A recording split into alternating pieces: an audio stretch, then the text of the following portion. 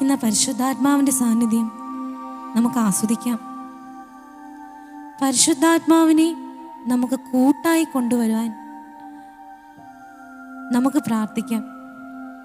പരിശുദ്ധാത്മാവിനെ കൂടെ നടക്കാനായിട്ട് നമുക്ക് പ്രാർത്ഥിക്കാം. ആ പരിശുദ്ധാത്മാവിൻ്റെ കൃപാവരത്തിൽ നമ്മുടെ അനുദിന ജീവിതം നയിക്കാനായി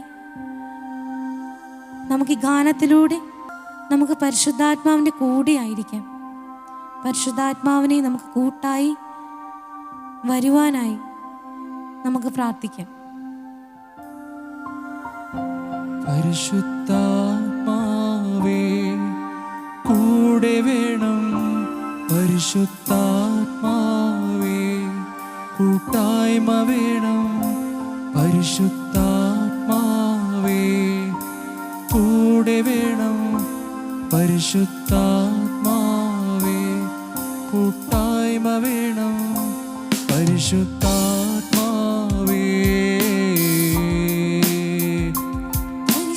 പരിശുദ്ധാത്മാവേ കൂടെ വേണം, പരിശുദ്ധാത്മാവേ കൂട്ടായ്മ വേണം, പരിശുദ്ധാത്മാവേ കൂടെ വേണം, പരിശുദ്ധാത്മാവേ കൂട്ടായ്മ വേണം, പരിശുദ്ധാത്മാവേ.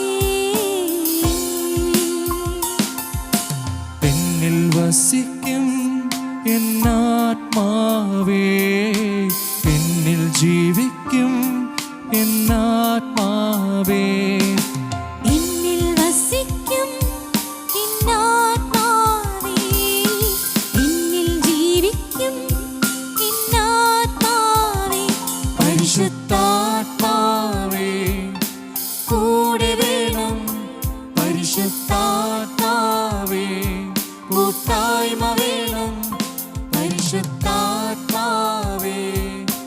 കൂടെ വേണം, പരിശുദ്ധാത്മാവേ.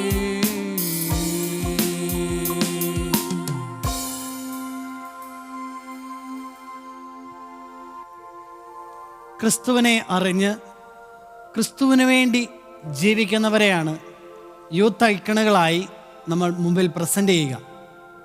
അത് ജീവിതത്തിങ്ങളെ ഒന്ന് ഇൻസ്പയർ ചെയ്യാനാണ്.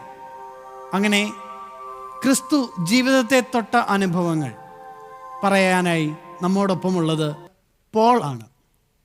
ക്രിസ്തു ഹൃദയത്തെ തൊട്ട് സ്നേഹം കൊണ്ട് നിറച്ചതിൻ്റെ കഥ നമ്മോട് ഷെയർ ചെയ്യാൻ പോളിനെ സ്നേഹപൂർവ്വം ക്ഷണിക്കുന്നു.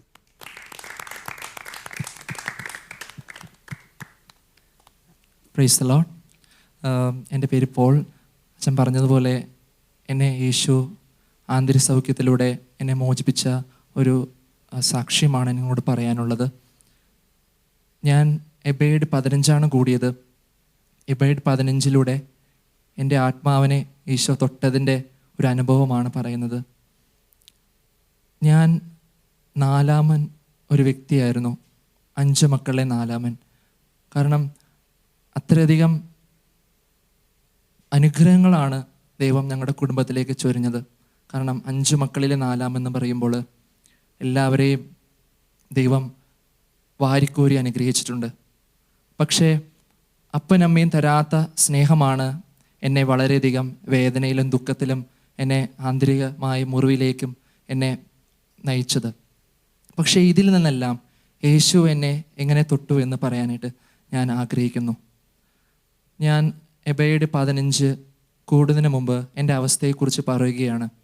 ഞാൻ ശരിക്കും പറഞ്ഞാൽ ലോകത്തിൻ്റെതായ സുഖങ്ങളിലും സന്തോഷങ്ങളിലും മുഴുകി അതിൽ നിന്നും പാപത്തിലേക്ക് വീണ് നശിച്ച ഒരു വ്യക്തിയായിരുന്നു. കാരണം എനിക്ക് അനേകം സഹോദരന്മാരുണ്ടായിരുന്നു. പക്ഷേ അവരിൽ നിന്നും കിട്ടാത്ത സ്നേഹവും അപ്പനമ്മിൽ നിന്ന് കിട്ടാത്ത സ്നേഹവും ഞാൻ എൻ്റെ കൂട്ടുകാരന്മാരിൽ നിന്നും ഞാൻ തേടി നിന്നു. അങ്ങനെ കൂട്ടുകാരന്മാരിൽ നിന്നും ഞാൻ ആഗ്രഹിച്ച ആ ഒരു സ്നേഹം ശരിക്കും പറഞ്ഞാൽ അത് സ്നേഹമായിരുന്നില്ല. അത് ശരിക്കും പറഞ്ഞാൽ നമ്മളെ ഉപയോഗിക്കുന്ന വിധത്തിൽ ഞങ്ങളെ പാപത്തിലേക്കും ലോകത്തിൻ്റെ മായ ലോകത്തിലേക്കും മിളച്ചതകളിലേക്കും വീഴ്ത്തുന്ന ഒരു സന്തോഷമായിരുന്നു എനിക്ക് ലഭിച്ചത്. നമ്മുടെ ജീവിതം എൻജോയ് ചെയ്യണം എന്നുള്ളൊരു മൈൻഡ് സെറ്റായിരുന്നു എൻ്റേത്. അങ്ങനെ കൂട്ടുകാരന്മാരിൽ നിന്ന് ഞാൻ വളരെയധികം സന്തോഷവും ലഹരികളിലും പല മേഖലകളിലും ഞാൻ മുഴുകിയിട്ടുണ്ട്. ഞാൻ എന്തിനൊക്കെയോ ആഗ്രഹിച്ചായിരുന്നു എനിക്ക് എപ്പോഴെങ്കിലും സന്തോഷം കിട്ടുമെന്ന്. പക്ഷേ ഇവരിലേക്കാണ് ഞാൻ നോക്കിയിരുന്നത്. ഞാൻ ശരിക്കും പറഞ്ഞാൽ അവരെ ഞാൻ വിട്ടുകൊടുത്തുകൊണ്ട് അവരെന്നെ എങ്ങനെയെങ്കിലും ജീവിതം മുന്നോട്ട് കൊണ്ടുപോകട്ടെ എന്ന് ഞാൻ ചിന്തിച്ചുകൊണ്ടിരിക്കുകയായിരുന്നു. അങ്ങനെ ആയിരിക്കുന്ന സമയത്താണ് എൻ്റെ ചേട്ടൻ ഒരു ധ്യാനമായിരുന്നു കൂടിയത്, ഒരു ആന്തരികസൗഖ്യ ധ്യാനം. ആ ധ്യാനത്തിലൂടെ ചേട്ടൻ എന്നെ ശരിക്കും പറഞ്ഞാൽ ഈ ധ്യാന കേന്ദ്രത്തെക്കുറിച്ച് ബോധ്യപ്പെടുത്തുകയുണ്ടായി. എങ്ങനെയാണ് ഈശോ ചേട്ടനെ തൊട്ടതും കാര്യങ്ങളും അതൊക്കെ പറയുന്നുണ്ട്. പക്ഷേ എങ്കിൽ പോലും ഞാൻ പാപത്തിൻ്റെതായ എല്ലാ വഴികളിലും ഒഴുകുകയാണ്. കാരണം ചെറുപ്പത്തിലെ സ്കൂൾ പ്രായത്തിലൊക്കെ സമയത്ത് ബാല്യകാലത്ത് ഞാൻ ശരിക്കും പറഞ്ഞാൽ അനേകം ഫ്രണ്ട്സ് ഉണ്ടായിരുന്നു. അവർ ശരിക്കും പറഞ്ഞാൽ എൻ്റെ ചങ്ക് എന്ന് പറയും, ചങ്ക് ഫ്രണ്ട്സ് എന്ന് പറയും. പക്ഷേ അവരൊക്കെ ശരിക്കും പറഞ്ഞാൽ എന്നെ ഉപയോഗിക്കുകയായിരുന്നു. ഞാൻ പ്രേമബന്ധത്തിലൊക്കെ അകപ്പെട്ടു പോയിട്ടുണ്ട്. പക്ഷേ ഇതിൽ നിന്നെല്ലാം അവസ്ഥയിൽ നിന്നും യേശു എന്നെ കരകയറ്റി. അങ്ങനെ കോളേജ് സമയങ്ങളായപ്പോൾ പിന്നെയും പ്രലോഭനങ്ങൾ വരാൻ തുടങ്ങുകയാണ്. അങ്ങനെ യേശു എന്ന ഒരു ദൈവത്തെക്കുറിച്ച് അറിയാൻ പറ്റാത്ത സാഹചര്യത്തിൽ അനേകം വ്യക്തികളെ ഞാൻ കണ്ടുമുട്ടാൻ തുടങ്ങി. നിരക്ഷരവാദികളായ അനേകം മതസ്ഥരായ അനേകം വ്യക്തികളിലേക്ക് അവർ എന്നെ പല കാര്യങ്ങളും പറഞ്ഞ് പരത്തിയിട്ടുണ്ട്. അതൊക്കെ ഞാൻ വിശ്വസിച്ചുകൊണ്ട് ജീവിച്ച് ഞാൻ എൻ്റെ എല്ലാ പാപത്തിലേക്കും ഞാൻ മുഴുകി. അതിനിടയിലാണ് ചേട്ടൻ എന്നെ ഒരു വിവരം പോലും പറയാണ്ട് എന്നെ ധ്യാനകേന്ദ്രത്തിൻ്റെ ഗേറ്റിൻ്റെ ഫ്രണ്ടിലേക്ക് കൊണ്ട് എത്തിച്ചത്. അങ്ങനെ ഞാൻ ധ്യാനകേന്ദ്രത്തിൻ്റെ ഗേറ്റിൻ്റെ ഫ്രണ്ടിലേക്ക് കൊണ്ട് എത്തിച്ച പ്രിയപ്പെട്ടവരെ, അവിടെ തന്നെ ഞാൻ ശരിക്കും പറഞ്ഞാൽ പല പ്രാർത്ഥനകളും സ്തുതിപ്പുകളും കേൾക്കുമ്പോഴും എനിക്ക് വളരെ അസ്വസ്ഥപ്പെടുകയുണ്ടായിരുന്നു. ചേട്ടൻ അനേകം പുതിയ പ്രേക്ഷിതരെയും പല പുതിയ പുതിയ ആൾക്കാരെയൊക്കെ എന്നെ പരിചയപ്പെടുത്തി. അവർ ദൈവത്തെ ആരാധിക്കുന്നതും ദൈവത്തെ സ്തുതിക്കുന്നതും ദൈവത്തെ സങ്കീർത്തനങ്ങളും കൊണ്ട് ദൈവത്തെ ആരാധിക്കുന്നതും ഞാൻ കണ്ടു. അങ്ങനെ കണ്ടു കഴിഞ്ഞപ്പോൾ എനിക്ക് വളരെ വലിയ ഒരു പ്രചോദനമായി. എനിക്കും ദൈവത്തെ ആരാധിക്കണം, ദൈവത്തെ സ്തുതിക്കണം എന്ന് ഞാൻ ആഗ്രഹിച്ചു. കാരണം പാട്ട് എന്ന് പറയുമ്പോൾ എനിക്ക് ആ ലഹരിയാണ്. കാരണം പാട്ട് കേൾക്കുമ്പോൾ എന്നെ വളരെയധികം ജ്വലിപ്പിക്കുന്നുണ്ട്. പക്ഷേ ഞാൻ തിരിച്ച് വീട്ടിലേക്ക് പോവുകയുണ്ടായത്. പക്ഷേ ഇതെല്ലാം കഴിഞ്ഞ് അപ്പച്ചനും അമ്മയും എന്നെ നിർബന്ധിക്കുക, ധ്യാനത്തിലൂടെ പങ്കെടുക്കാനായിട്ട് ശ്രമിക്കുന്നു. വളരെ നിർബന്ധത്തോടെയാണ് ചെയ്തത്. അങ്ങനെ അവിടെ ചെന്ന് ധ്യാനം കൂടിക്കഴിഞ്ഞപ്പോൾ പ്രിയപ്പെട്ടവരെ, ആദ്യത്തെ ദിവസവും രണ്ടത്തെ ദിവസവും വളരെ ബുദ്ധിമുട്ടായിരുന്നു. നമുക്ക് പ്രാർത്ഥിക്കാനോ ഒന്നും പറ്റുന്നില്ല. പക്ഷേ മൂന്നാമത്തെ ദിവസമാണ് എൻ്റെ കയ്യിൽ നിന്നെല്ലാം പോയത്. മൂന്നാമത്തെ ദിവസവും ആന്തരിക സൗഖ്യ ആരാധന എന്നൊരു ദൈവിക ശുശ്രൂഷ നടക്കുന്നുണ്ടായിരുന്നു. അവിടെ അന്ന് വൈദികർ നയിച്ച ആ ആന്തരിക സൗഖ്യ ആരാധന എന്നെ വളരെയധികം സ്പർശിച്ചു. ഈശോ എന്നെ തൊടുകയുണ്ടായിരുന്നത്. കുറച്ച് കഴിഞ്ഞപ്പോൾ പ്രിയപ്പെട്ടവരെ, അവരെന്നോട് നിർദ്ദേശം പറയുന്നു, ഈശോയെ നോക്കാൻ പറയുന്നു. അരളിക്കായ ഈശോയെ നോക്കാൻ പറയുന്നു. അത് ഒരു അരളിക്കയായിരുന്നില്ല പ്രിയപ്പെട്ടവരെ. ഞാൻ അരളിക്കയെ നോക്കിയപ്പോൾ കണ്ണുകളടയ്ക്കാൻ പറയുന്നു. കണ്ണുകൾ അടച്ച് തുറക്കുകയും ചെയ്യുന്നു. തുറന്ന് 3-4 തവണ അങ്ങനെ ചെയ്യാൻ ശ്രമിച്ചപ്പോൾ അവസാനത്തെ ആ ഒരു നിമിഷം ഞാൻ കണ്ണു തുറന്ന പ്രിയപ്പെട്ടവരെ, ഞാൻ കണ്ടത് ആ അരളിക്കയിൽ ഈശോയുടെ മുഖമായിരുന്നു. ഞാൻ ഇതുവരെ കാണാത്തതും ആ ഒരു സ്നേഹത്തിൻ്റെ ആ ഒരു ഫീലിംഗ് അനുഭവിക്കാൻ പറ്റാത്ത ഒരു സന്തോഷത്തിലേക്ക് ഞാൻ അങ്ങ് വീണു. അങ്ങനെ ഞാൻ ഈശോയെ കണ്ടുമുട്ടി. ഞാൻ ഒരു കാര്യം തീരുമാനിച്ചു, ഞാൻ ഈശോന് വേണ്ടി എന്തായാലും ജീവിതകാലം മൊത്തം സുവിശേഷ വേലയ്ക്കായിട്ട് പ്രവർത്തിക്കാമെന്ന് ഞാൻ തീരുമാനിച്ചു. അങ്ങനെ അത് നടപ്പിലായി. യേശുവിന് നന്ദി. Christ in youth. നമ്മുടെ വിഷമതകളെ, പ്രയാസങ്ങളെ, സ്നേഹക്കുറവുകളെ ദൂരീകരിക്കാൻ ഒരു വ്യക്തിക്ക് മാത്രമേ സാധിക്കുകയുള്ളൂ. അത് ക്രിസ്തുവിനാണ്. അത് എവിടെയൊക്കെ ആയിരുന്നാലും ഏതൊക്കെ അവസ്ഥയിലായിരുന്നാലും നമ്മുടെ ഹൃദയത്തെ കൊത്തിവലിക്കുന്ന ഒരു സ്നേഹമുണ്ടെങ്കിൽ അത് ക്രിസ്തുവിൻ്റെ സ്നേഹം മാത്രമാണ്. നമുക്ക് ഈ നിമിഷം പ്രാർത്ഥിക്കാം. ലോകത്തെമ്പാടുമുള്ള എല്ലാ യുവജനങ്ങളെയും തമ്പുരാൻ്റെ തിരുസന്നിധിയിലേക്ക് നമുക്ക് ഉയർത്താം. നമുക്ക് പരസ്പരം കരങ്ങൾ കോർത്തു പിടിക്കാം. ഇതാ ക്രിസ്തുവിൻ്റെ സ്നേഹം അവരുടെ ഉള്ളിൽ നിറയപ്പെടാൻ നമുക്ക് പ്രാർത്ഥിക്കാം. ക്രിസ്തുവിൻ്റെ സ്നേഹം ഒഴുക്കപ്പെടാൻ ആഗ്രഹിച്ച് നമുക്ക് കരങ്ങൾ ഉയർത്തി ഒന്ന് സ്തുതിച്ച് പ്രാർത്ഥിക്കാം. യേശുവേ ആരാധന ഹല്ലേലൂയ ഹല്ലേലൂയ ഹല്ലേലൂയ ഹല്ലേലൂയ യേശുവേ ആരാധന hallelujah hallelujah hallelujah hallelujah hallelujah hallelujah യേശുവേ സ്തുതി സ്തുതി സ്തുതി hallelujah hallelujah hallelujah hallelujah hallelujah യേശുവേ ആരാധന സ്തുതി സ്തുതി സ്തുതി സ്തുതി സ്തുതി hallelujah hallelujah hallelujah hallelujah hallelujah hallelujah hallelujah hallelujah hallelujah hallelujah hallelujah hallelujah hallelujah hallelujah യേശുവേ ആരാധന Christ in youth. ക്രിസ്തീയ ജീവിതത്തിൽ കൂട്ടായ്മയ്ക്ക് വലിയ പങ്കുണ്ട്. നാം ഒരുമിച്ചാണ് കർത്താവിൻ്റെ സന്നിധിയിലേക്ക്, സ്വർഗത്തിലേക്ക് യാത്രയാവുക. കൂട്ടായ്മയെക്കുറിച്ച് നമ്മളെ ബോധ്യപ്പെടുത്താനും വിശ്വാസത്തിൽ ആഴപ്പെടുത്താനും ആത്മീയോപദേശങ്ങളാൽ നമ്മളെ നിറയ്ക്കാനും ഇന്ന് നമ്മോടൊപ്പമുള്ളത് ബഹുമാനപ്പെട്ട വക്കച്ചൻ കൂമ്പയിൽ അച്ഛനാണ്. ചിറ്റൂർ ധ്യാന കേന്ദ്രത്തിലെ ശുശ്രൂഷകനും യുവജനങ്ങൾക്കിടയിൽ ശക്തമായ പ്രേക്ഷിതവേല ചെയ്യുന്ന അച്ഛനെ ഒത്തിരിയേറെ സ്നേഹത്തോടുകൂടി ക്രൈസ്റ്റ് ഇൻ യൂത്തിലേക്ക് സ്വാഗതം ചെയ്യുന്നു.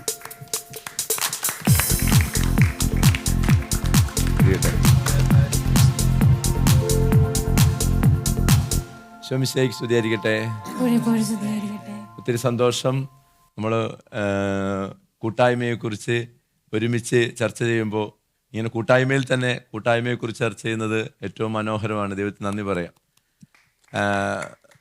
എന്തെങ്കിലും ഈ കൂട്ടായ്മയെക്കുറിച്ച് നമ്മൾ അറിഞ്ഞിരിക്കേണ്ട സത്യത്തിൽ നമ്മുടെ മനസ്സിൽ ഉള്ള ചോദ്യങ്ങളുണ്ടാവും. കൂട്ടായ്മയുടെ പ്രാധാന്യം എന്താണെന്ന് നമ്മൾ ചിന്തിക്കുന്നുണ്ടാവും. അങ്ങനെ എന്തെങ്കിലും നിങ്ങളുടെ മനസ്സിൽ ഉയർന്നു വരുന്ന എന്തെങ്കിലും പ്രത്യേക ചോദ്യം ഉണ്ടെങ്കിൽ നിങ്ങൾക്ക് ഒന്ന്. അച്ഛാ, കത്തോലിക്ക സഭയിൽ കൂട്ടായ്മയെ പറ്റിയുള്ള ഉദാഹരണം. കത്തോലിക്ക സഭയിൽ കൂട്ടായ്മയെക്കുറിച്ച് ഒരു ചോദ്യം എന്നതിനേക്കാൾ ഒരു യാഥാർത്ഥ്യത്തിൽ ഒരു റിയാലിറ്റിയുടെ മുമ്പിൽ നിന്ന് കൂട്ടായ്മ എന്താണെന്ന് ചോദിച്ചാൽ അതിന് ഉത്തരം ഈശോ തന്നെ പറയും, അല്ലെ ദൈവം തന്നെ പറയും നമ്മളോട്. കാരണം ദൈവത്തിൻ്റെ എൻറ്റിറ്റി തന്നെ ആയിരിക്കുന്ന അവസ്ഥ തന്നെ കൂട്ടായ്മയിലാണ്. അതുകൊണ്ടാണ് ത്രിത്വൈക ദൈവമെന്ന് നമ്മൾ വിശ്വസിക്കുകയും അങ്ങനെ ആയിരിക്കുകയും ചെയ്യുന്നത്. പിതാവും പുത്രനും പരിശുദ്ധാത്മാവുമായ ത്രിയേക ദൈവം, കൂട്ടായ്മയിലുള്ള ദൈവം. അവർ ഒരുമിച്ച് എന്ന് വെച്ചാൽ ഒറ്റ ദൈവം, മൂന്നാളുകൾ, മൂന്ന് പ്രത്യേക സവിശേഷതകളോടെ ദൗത്യങ്ങൾ ചെയ്യുന്നു. അത് നമ്മൾ മനസ്സിലാക്കുന്നത് തന്നെ അല്പം ഗ്രഹണശക്തിക്ക് അതീതമായ വിശ്വാസ സത്യമാണെങ്കിലും അത് നമ്മൾ ഗ്രഹിക്കുമ്പോൾ തന്നെ തിരിച്ചറിയാം കൂട്ടായ്മയിലുള്ള ഒരു സാന്നിധ്യം. ഈ ത്രിത്വൈക ദൈവത്തിലുള്ള വിശ്വാസവും അതും നോക്കിയാണ് സത്യത്തിൽ അത് കുടുംബത്തിൽ ഉണ്ടാകേണ്ട രീതിയും ഒരു സമൂഹത്തിൽ വ്യാപരിക്കേണ്ട രീതിയും കത്തോലിക്ക സഭയിലെ കൂട്ടായ്മയുടെ രീതിയും നമ്മളൊക്കെ പഠിക്കുകയോ ജോലി ചെയ്യുന്ന നമ്മളൊക്കെ വ്യാപരിക്കുന്ന ഇടങ്ങളിൽ ഉണ്ടാകേണ്ടത് എങ്ങനെയാണ്. അതായത് ആരാണ് വലിയവൻ, പിതാവാണോ പുത്രനാണോ പരിശുദ്ധാത്മാവാണോ എന്ന് ചോദിച്ചാൽ എല്ലാവരും ഒരേ പിതാവും പുത്രനും പരിശുദ്ധാൻ ഏക ദൈവമാണ്. ത്രികോണത്തിലാണ് ഇങ്ങനെ ഈ പിതാവും പുത്രനും പരിശുദ്ധാൻ സൂചിപ്പിക്കുന്നത്. മൂന്നും ഒരേ ഡിഗ്രിയാണ്, ഒരേപോലെ ഒരേ ദൗത്യങ്ങളോടെ ഒരേ ചിന്തകളോടെ വ്യാപരിക്കുന്ന ഒരവസ്ഥ. ഇത് നമ്മുടെ കുടുംബത്തിലും അപ്പനും അമ്മയും മക്കളും ഒരുമിച്ചിരുന്ന് ചർച്ച ചെയ്യുകയും ചിന്തിക്കുകയും ചെയ്യുന്ന ഒരു പ്രാർത്ഥനാ കൂട്ടായ്മയും ജീവിതം ഉണ്ടാകണമെന്നാണ്. ഐക്കണുണ്ട് ഇങ്ങനെ 3 പേര് വട്ടത്തിലുള്ള മേശയിലിരുന്ന് ഭക്ഷണം കഴിക്കുന്ന ഒരു ചിത്രം. അത് ഒരുമിച്ചിരുന്ന് ഭക്ഷണം കഴിക്കുന്ന ചിത്രം. അത് ത്രിത്വൈക ദൈവത്തെ സൂചിപ്പിക്കുന്ന ഒരു ചിത്രം. അത് ആരാ വലിയെന്ന് ചോദിച്ചാൽ 3 പേരും ഈക്വലായി പോലെ അതായത് ഒരേപോലെ ചിന്തിക്കുകയും ഒരേപോലെ പ്രവർത്തിക്കുകയും. പിതാവിന് സൃഷ്ടികർമ്മം, പുത്രന് രക്ഷാകർമ്മം, പരിശുദ്ധാത്മാവിന് വിശുദ്ധീകരണ കർമ്മം, അങ്ങനെ ദൗത്യങ്ങളോടെ മുന്നേറുന്നുണ്ട്. ഈ ഒരു കൂട്ടായ്മയുടെ ഉത്തരവാദിത്വം ഉണ്ട് എന്നറിയിക്കുന്ന ദൈവസാന്നിധ്യം തന്നെയാണ് കൂട്ടായ്മയ്ക്ക് കത്തോലിക്കാ സഭയിലും യുവജനങ്ങളുടെ ജീവിതത്തിലും ഉള്ള അല്ല കുടുംബത്തിലുള്ള ഒരു മാതൃക. വേറെ എന്തെങ്കിലും പ്രത്യേക കാര്യങ്ങൾ നിങ്ങൾക്ക് മനസ്സിലാക്കാനുണ്ടെങ്കിൽ അതിനു മുമ്പ് ഞാനൊരു കാര്യം പറയാം. വേറെ എന്തെങ്കിലും ചോദ്യം ഉണ്ടോ? പറഞ്ഞു. കൂട്ടായ്മയുടെ പ്രത്യേകതകൾ ഒന്നും പറയാം. കൂട്ടായ്മയുടെ പ്രത്യേകതകൾ സത്യത്തിൽ ഈശോ ആഗ്രഹിക്കുന്നുണ്ട് ഒരു കൂട്ടായ്മ. ഇത് നമുക്ക് മനസ്സിലാകണമെങ്കിൽ ഉദ്ധാനം ചെയ്ത ഈശോ എവിടെയാ പ്രത്യക്ഷപ്പെടുന്നതെന്ന് നോക്കിയാൽ മതി. ഉദ്ധാനം ചെയ്ത ഈശോ അന്ന് സുവിശേഷങ്ങളിൽ രേഖപ്പെടുത്തുന്നത് പല സ്ഥലങ്ങളിൽ പ്രത്യക്ഷപ്പെടുന്നുണ്ട്. അതുപോലെ തന്നെയാണ് ഇപ്പോഴും പ്രത്യക്ഷപ്പെടുക. ഈ ശിഷ്യന്മാർ ഒരുമിച്ച് കൂടുന്ന സ്ഥലത്ത് ഈശോ വന്ന് പ്രത്യക്ഷപ്പെടുന്നു. അവിടെ ആരുണ്ടായിരുന്നില്ല? ആദ്യം പ്രത്യക്ഷപ്പെട്ടപ്പോൾ തോമാസ് ലീഹ ഉണ്ടായില്ല. ദിദിമോസ് എന്ന് വിളിക്കുമ്പോൾ തോമാസ് ലീഹ ഉണ്ടായില്ല. യോഹന്നാന്റെ സുവിശേഷം 20-ാം അധ്യായത്തിലാണ്. 20-ാം അധ്യായത്തിൽ 26-ാം വചനം ഇങ്ങനെയാ പറയുന്നത്. അതായത് ഈശോ പ്രത്യക്ഷപ്പെട്ടപ്പോൾ തോമാസ് ലീഹ ഉണ്ടായില്ല. ഈശോ വീണ്ടും ഒന്ന് അവരുടെ മുമ്പിൽ പ്രത്യക്ഷപ്പെടാൻ ഈ തോമസിന്റെ സാന്നിധ്യം പ്രതീക്ഷിച്ചിരുന്ന പോലെയാണ്. ഞാൻ പലപ്പോഴും ആലോചിച്ചിട്ടുണ്ട്, എന്നാൽ തോമസ് അവിടെ ഇല്ലാത്തപ്പോൾ എന്നാൽ തോമസിന് മാത്രം വേറെ ഒരു സ്ഥലത്ത് പോയി കണ്ടിട്ട് പോകാമായിരുന്നു ഈശോയ്ക്ക്. അല്ലെങ്കിൽ ഞാൻ ഉയർത്തെഴുന്നേറ്റു തോമസ് എന്ന് ചെന്ന് പറയാമായിരുന്നു. പക്ഷെ ഈശോ അങ്ങനെ ചെയ്തിട്ടില്ല. എന്താ ചെയ്ത ഈശോ? യോഹന്നാന്റെ സുവിശേഷം 20-ാം അധ്യായം 26-ാമത്തെ വചനം കൃത്യമായിട്ട് പറയാണ്, വീണ്ടും ശിഷ്യന്മാർ ഒരുമിച്ച് കൂടിയിരിക്കുകയായിരുന്നു. അവരുടെ കൂടെ തോമസും ഉണ്ടായിരുന്നു. അവരുടെ മധ്യത്തിൽ ഈശോ പ്രത്യക്ഷപ്പെട്ടു എന്നവർ. നോക്കിക്കേ, ഒരു കൂട്ടായ്മയ്ക്ക് വേണ്ടി ഈശോ വീണ്ടും കാത്തിരിക്കുകയാണ്. തോമസിന് വേണ്ടി മാത്രം, തോമസിന് മുമ്പിൽ എല്ലാവരുടെയും മുമ്പിൽ പ്രത്യക്ഷം, വീണ്ടും ഒരു കൂട്ടായ്മയ്ക്ക് വേണ്ടി കാത്തിരിക്കുന്നു. സത്യത്തിൽ ഒരു കൂട്ടായ്മയുള്ളിടത്തല്ലേ ദൈവ സാന്നിധ്യം ഉള്ളത്, ഈശോ പ്രത്യക്ഷപ്പെടുന്നത്. അത് കുടുംബത്തിലാണേലും, അത് നമ്മുടെ യുവ സുഹൃത്തുക്കളുടെ കൂട്ടായ്മകളിലാണെങ്കിലും, അത് ഏതെങ്കിലും ഒരു സമൂഹത്തിലാണെങ്കിലും, കൂട്ടായ്മയുള്ളിടത്ത് പ്രത്യക്ഷപ്പെടുന്നവനാരോ അവനാണ് ദൈവം. അവിടുന്നാണ് ദൈവം. സത്യദൈവം അങ്ങനെയാണ്. അപ്പോൾ നമുക്ക് ഒരു കൂട്ടായ്മയുടെ മനോഭാവം ഇല്ല എങ്കിൽ ദൈവസാന്നിധ്യം അനുഭവിക്കാൻ സാധിക്കത്തില്ല എന്നതിൻ്റെ ശക്തമായൊരു സൂചനയാണ്. അതിന് കർത്താവിന് നന്ദി പറയാം. സത്യം പറഞ്ഞാൽ ഒരു കൂട്ടായ്മയുടെ ഭാഗമാണ് ഈ എബേഡ് മിനിസ്ട്രിയൊക്കെ. അല്ലെങ്കിൽ യുവ സുഹൃത്തുക്കൾ പല സ്ഥലത്ത് കൂടുന്നത്, അല്ലെങ്കിൽ കുടുംബ കൂട്ടായ്മകൾ, അല്ലെങ്കിൽ കുടുംബത്തിലുള്ള കൂട്ടായ്മ. ഗാർഹിക സഭ എന്ന ബേസിക് കൂട്ടായ്മ നമ്മുടെ കുടുംബത്തിലുള്ളതാണ്. ദൈവസ്നേഹത്തിൻ്റെ അനന്യമായ ഒരു കൂട്ടായ്മയുടെ ഇടം, ഒരു പ്രത്യേകമായ കൂട്ടായ്മയുടെ ഇടം എന്നാണ് കുടുംബത്തെക്കുറിച്ച് പറയുന്നത്. നമ്മുടെ യുവജന മതബോധന ഗ്രന്ഥത്തിലൊക്കെ ശക്തമായിട്ട് പറയുന്നത്. അതായത് വളരെ പ്രത്യേകതയുള്ള കൂട്ടായ്മയുടെ ഇടമാണ്. അതിൽ നിന്നാണ് മക്കൾ ദൈവ സാന്നിധ്യത്തെക്കുറിച്ചും ദൈവികതയെക്കുറിച്ചും പഠിക്കുന്നതും വളരുന്നത്. അങ്ങനെ വളരുന്നവർ നശിച്ചു പോകത്തില്ല എന്നാണ് സൂചിപ്പിക്കുന്നത്. അങ്ങനെയുള്ള കുടുംബങ്ങൾ രൂപപ്പെടട്ടെ, അങ്ങനെയുള്ളതാകട്ടെ നമ്മുടെ കുടുംബങ്ങളെന്ന് നമുക്ക് ആഗ്രഹിക്കാം. ഈശോ നമ്മളെ ശക്തമായ കൂട്ടായ്മയിലേക്ക് നയിക്കട്ടെ.